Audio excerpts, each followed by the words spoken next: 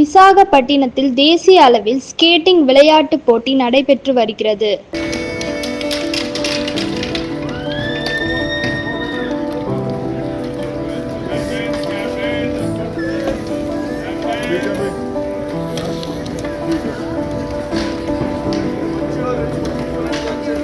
December 4ஆம் தேதி தொடங்கி 15ஆம் தேதி வரை போட்டி நடைபெற்று வருகிறது.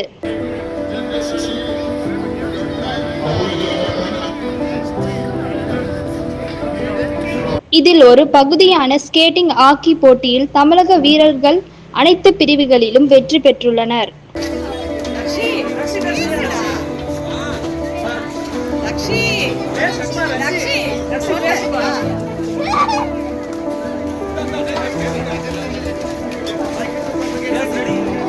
ரெடி ரெடி அஃபே இங்க பாருங்க முன்னாடி வா